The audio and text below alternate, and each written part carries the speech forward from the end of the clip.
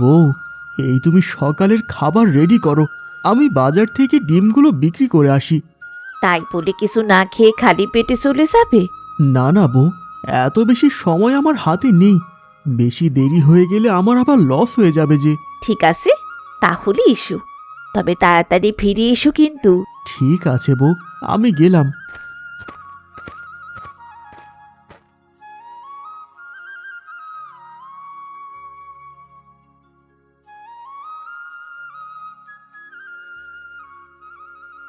ওগো, বলছিলাম কি, এই পচা ডিমগুলো বাজারে না নিলে হয় না? এইটা তো মানুষের সাথে প্রতারণা হয়ে যাবে। তুমি এত বেশি বুঝো না তো, আমাকে আমার কাজ করতে দাও।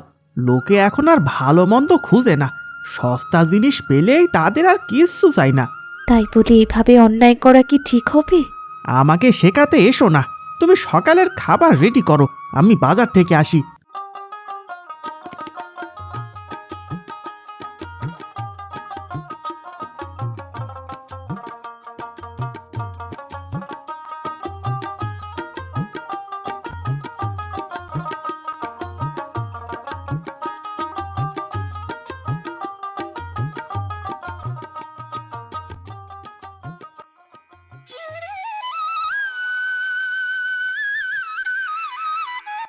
কিরে রফিক, একটা জিনিস কি ভেবে দেখেছিস?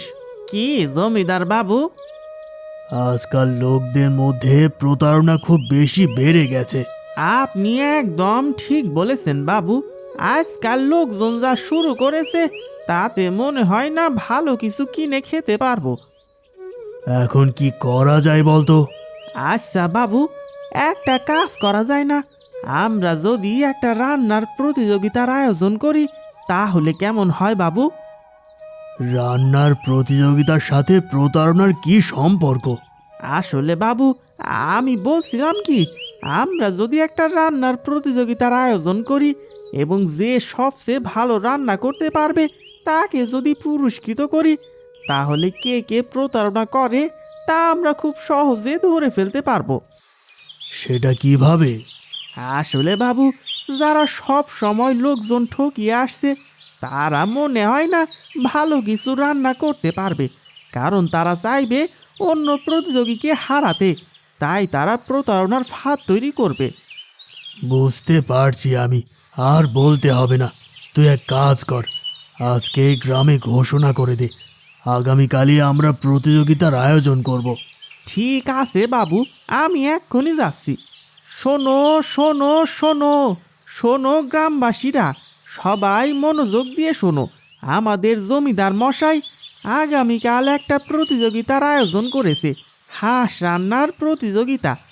এই প্রতিযোগিতায় যে সবচেয়ে ভালো ও খাঁটি জিনিস রান্না করে জমিদার মশাইকে খুশি করতে পারবে, তাকে পুরস্কার দেওয়া হইবে। আর যে প্রতারণা করবে তাকে শাস্তি দেওয়া হবে। শোনো শোনো শোনো, শোনো গ্রামবাসীরা।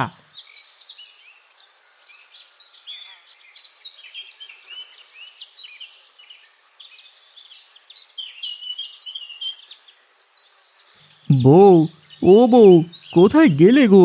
এই দেখো, আমি ডিম বিক্রি করে চলে এসেছি। ওগো, তুমি এসে গেছো? আমিও সকালের খাবার রেডি করে তোমার জন্যে অপেক্ষা করছি। তুমি হাত মুখ ধুয়ে এসো, আমি খাবার বাড়ছি, কেমন? ঠিক আছে বউ, আমি হাত মুখ ধুয়ে আসি, তারপর খাবার খেতে খেতে কথা বলছি। তোমার জন্য একটা খুশির খবর আছে। তাই নাকি গো? কি খবর? তাড়াতাড়ি বলো আমায়। গ্রামে জমিদার মশাই হাঁস রান্নার প্রতিযোগিতার আয়োজন করেছে। আমি ভাবছি তোমাকে সেখানে অংশগ্রহণ করাবো। সে কি? সেটা তো খুব খুশির খবর গো। আমার খুব ইচ্ছে ছিল জমিদার মশাইকে কিছু রান্না করে খাওয়ানোর। হ্যাঁ বউ, তোমার ওপর আমার বিশ্বাস আছে, তুমি পারবে। কেননা এমনিতে যারা খাঁটি জিনিস খায় না, তারা কখনো ভালো কিছু রান্না করে কাউকে খাওয়াতেও পারবে না। তোমাকে কি বলেছি মনে থাকবে তো? হ্যাঁ গো, আমার কিন্তু খুব ভয় করছে। জমিদার মশাই যদি ধরে ফেলে যে আমরা প্রতারণা করেছি, তাহলে তো আমাদের শাস্তি দেবে। ও হ্যাঁ, তুমি এত চিন্তা করো না তো, শুধু শুধু ভয় পেয়ে মরছো। আমি যা যা করতে বলেছি তুমি শুধু তা তা করে যাও, ব্যাস, তারপর আমাদের আর বিজয় ঠেকায় কে? এ কি রে, এ আমি কি দেখছি? এ তো মাত্র দুজন প্রতিযোগী। গ্রামে এত এত বউয়েরা থাকতে মাত্র দুজন। আসলে বাবু, কেন আপনি অযথাই এই বাজে খাবার খেয়ে মুখের রুচি নষ্ট করবেন? তাই আমি ঘোষণা দেওয়ার সময় একটু বাড়িয়ে বলেছিলাম যে প্রতারণা করলে শাস্তি দেওয়া হবে। ও তাই বুঝি। ঠিক আছে ঠিক আছে, তাহলে শুরু করা যাক আজকের প্রতিযোগিতা। গ্রামবাসীরা কি বলেন? হ্যাঁ জমিদার বাবু, শুরু করুন শুরু করুন। হ্যাঁ জমিদার বাবু, শুরু করুন। আমাদের আজকের প্রতিযোগী মাত্র দুজন, সীমা ও রীতা। তোমরা দুজন তোমাদের রান্না শুরু করো। তোমাদেরকে 1 ঘন্টা সময় দেওয়া হলো।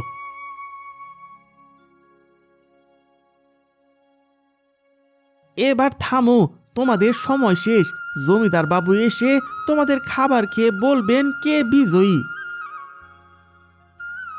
গ্রামবাসীরা, আপনাদের কি মনে হয় কে হতে পারে আজকের বিজয়ী? অবশ্যই সুজনের বউ সীমা, কারণ সুজন বেচেও ভালো আর জিনিসও খায় ভালো জিনিস। আপনারা একদম ঠিক বলেছেন।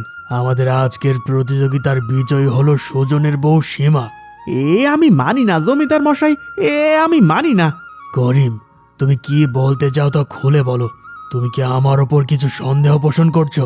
সন্দেহ করছি না বাবু, তবে কিছুতেই সুজনের বউ বিজয়ী হতে পারবে না। কেন? কেন পারবে না? কারণ আমি নিজ হাতে তার রান্না করা খাবারে ওষুধ মিশিয়েছি। দেখলে তো গ্রামবাসীরা, অপরাধী নিজের মুখে স্বীকার করে ফেলেছে।